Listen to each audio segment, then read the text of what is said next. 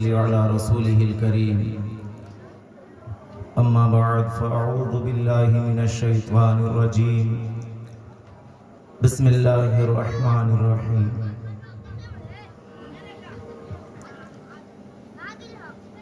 इन्नद्दीन इंदल्लाहिल इस्लाम सदक़ल्लाहु मौलानाल अज़ीम व सदक़ रसूलुहुन नबियुल अमीनुल मुबीनुल करीम व नहनु अला ज़ालिका लमिनश शाहिदीन व शाकिरीन वल्हम्दुलिल्लाहि रब्बिल आलमीन।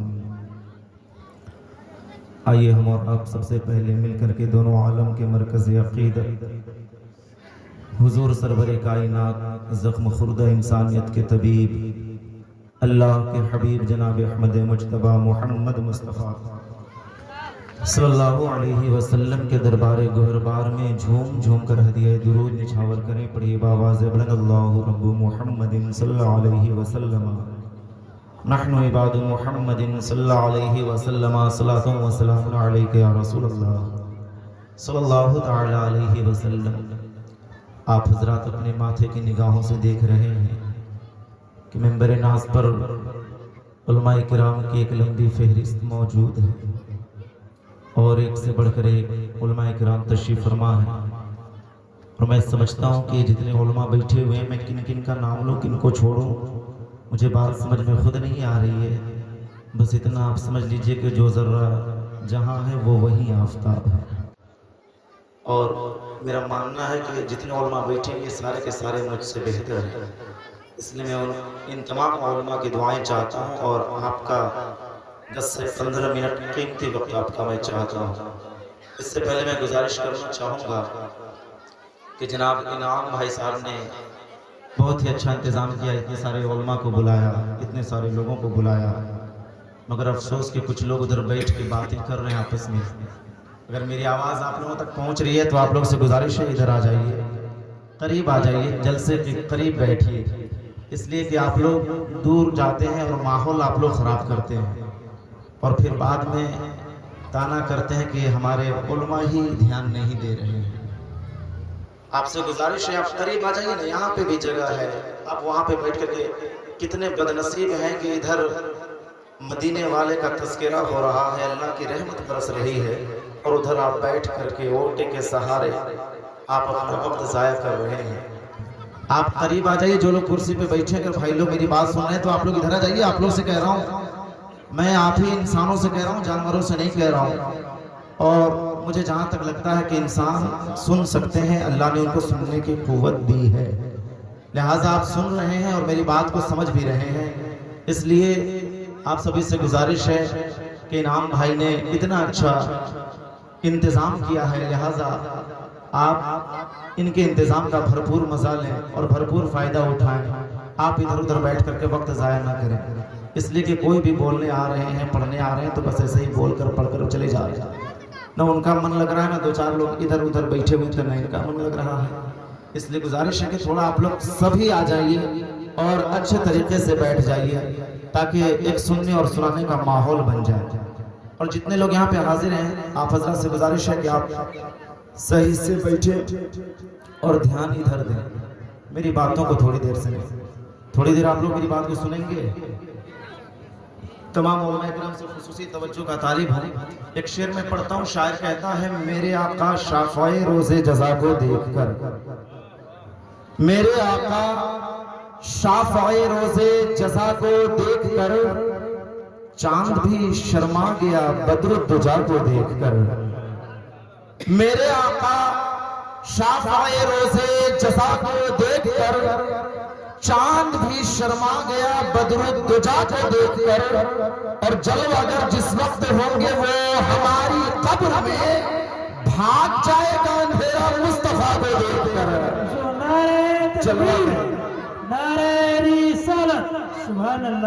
जलवागर जिस वक्त होंगे वो हमारी कब्र में, भाग जाएगा अंधेरा मुस्तफा को देखकर। आफ्ताब भाई बहुत अच्छा बजा रहे हैं, बस उनसे गुजारिश है कि आप बिल्कुल बेस को जीरो कर देंगे, हल्का सा डी ले दीजिएगा और आवाज खोल दीजिए और इको हल्का कम, बात बिल्कुल समझ में आनी चाहिए। मैं ज्यादा वक्त नहीं लूंगा, टेंशन मत लीजिए।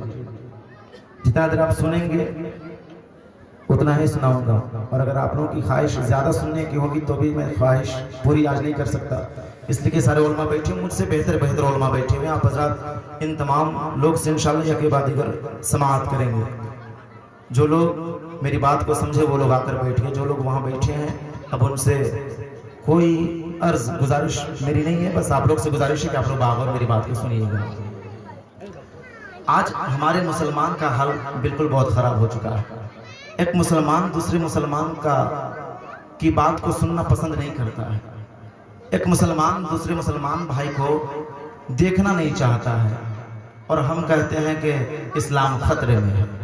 मैं कहता हूँ इस्लाम खतरे में नहीं है भाई, खतरे में आप हो। मेरा इस्लाम कभी खतरे में था ही नहीं और न कभी खतरे में रहेगा, बल्कि खतरे में आप हो। आप अपना समझो। पूरी दुनिया आज ये चाह रही कि इस्लाम को पैरों तले रौंद दिया जाए, खत्म कर दिया जाए, मिटा दिया जाए, और हमारे कुछ कलमा पढ़ने वाले मुसलमान हैं जो अपने दीन को बदनाम कर रहे हैं। मेरे आका का एक फरमान याद आ रहा है, फरमाते हैं ऐ मेरे सहाबा, मेरे दीन को जितना कलमा पढ़ने वाले लोगों से नुकसान हुआ है ना, उतना नुकसान गैरों से नहीं हुआ है। जितना नुकसान कलमा पढ़ने वाले लोगों से हुआ है, उतना नुकसान तो मेरे दीन को गैरों से भी नहीं हुआ। अभी हजरत फरमा रहे थे कि दाढ़ी कौन कौन रखेंगे, तो सब लोग इनको इस तरह से देख रहे थे जैसे भारत में कोरोना लेकर के यही आए हुए हैं। एक दो आदमी उठे, मैं उनके जज्बे को मुबारकबादी पेश करता हूँ, अल्लाह आपके जज्बे को सलामत रखे। हजरत फरमा रहे थे कि कब्र में जब मुस्तफ़ा आएंगे तो जिसके चेहरे पे दाढ़ी नहीं होगी, जो सुन्नत मुस्तफ़ा को मुंडवा करके कब्र में जाएगा, अल्लाह के नबी उससे चेहरा फेर लेंगे। अब बताइए इससे बड़ी बदनसीबी आपके लिए क्या हो सकती है? अरे मेरा मानना है कि सुन्नत मुस्तफ़ा है, आप इसे रखने में शर्माते क्यों हो? आप सुन्नत मुस्तफ़ा को अपने चेहरे पे इस कदर सजा लो कि जब आपकी मौत हो जाए, जब आपके अपने सारे रिश्तेदारों अहबाब आपको कब्र के हवाले करके जब अपने घर वापस आ जाए, और जब आपके घर वाले वापस आ जाए, और मुनकर नकीर जब अपने दांतों के जरिए आपके कब्र को चीरते हुए आपके कब्र में आएंगे और आपको जब झिझोड़ कर उठाएंगे, तो आपको उस वक्त जब झिझोड़ कर उठाया जाएगा तो मुस्तफ़ा आकर के कह दे, ऐ नकीरैन ये क्या कर रहे हो? तुम देखते नहीं हो इसके चेहरे पे सुन्नत मुस्तफ़ा है, ये मेरी सुन्नत को अपना करके आया है। इससे ही साबित हो रहा है कि ये मेरे दीवाना है, इसे परेशान न करो और इस आराम से सोने दिया जाए। अल्लाह सुभान अल्लाह, बहुत खूब, बहुत ये मेरा दीवाना है, तुम इसे परेशान क्यों कर रहे हो? इसे झिझोड़ क्यों रहे हो? इसे आराम करने दो, इसे सोने दो, ये मेरा दीवाना है। आप अपनी चेहरे की हालत ऐसे बना करके जाएंगे तब ना, लेकिन हमारे चेहरे ऐसे रहेंगे कि मुस्तफ़ा चेहरा फेर देंगे, तो समझिए आपके नाम पर चहारम 40वां होते रहेगा। तो चहारम 40वां आपको बख्शवा देगा क्या? अरे भैया, जिंदगी भर आप शराब पीते रहे, जिंदगी भर आप जुल्म करते रहे, जिंदगी भर आप गरीबों का हक मारते रहे, और आप क्या सोच रहे हो कि जब हम कब्र में चले जाएंगे तो हमें चहारम बख्शवा देगा या 40वां की महफिल बख्शवा देगी? हरगिज नहीं। अपने अमाल को सुधार लो। अगर आप चाहते हो कि आपकी जिंदगी व आखिरत दोनों संवर जाए, तो चहारम और 40वां के भरोसे मत बैठो। चहारम और 40वां उसी वक्त आपके हक में फायदा देगी जब आपके अमाल अच्छे होंगे। अगर आपके अमाल अच्छे नहीं है तो मैं दावे के साथ कहता हूँ, आज बड़ी बेगैरती के साथ आप जगह कहते हो इमाम साहब में बहुत परेशान हो, एक तावीज बना दीजिए ना। मैं काम करता हूँ, पैसे कमाता हूँ, पैसे बहुत आते हैं, मगर कहाँ से आते हैं कहाँ चले जाते हैं कोई पता नहीं चलता है। ऐ मौलाना, मुझे एक तावीज ऐसी दे दे जिससे मेरे घर में बरकत ही बरकत हो जाए। मैं कहता हूँ नादान, तू किस चक्कर में पड़ा है? मुअज्जिन साहब हय्या अल फलाह बोल रहे हैं, हय्या अल सलाह बोल रहे हैं, आओ नमाज की तरफ आओ, आओ कामयाबी की तरफ आओ। तुम उस वक्त नमाज की तरफ पढ़ने से पहले, तुम उस वक्त कामयाबी की तरफ बढ़ने से पहले बाजार की तरफ अपने कदम बढ़ा रहे हो और सोच रहे हो कि तुम्हें इमाम साहब की एक तावीज के जरिए तेरे घर में बरकत आ जाएगी। तो मैं सीधा ठोक कर कहना चाहूंगा, इन उलमा को गवाह बना करके बोलना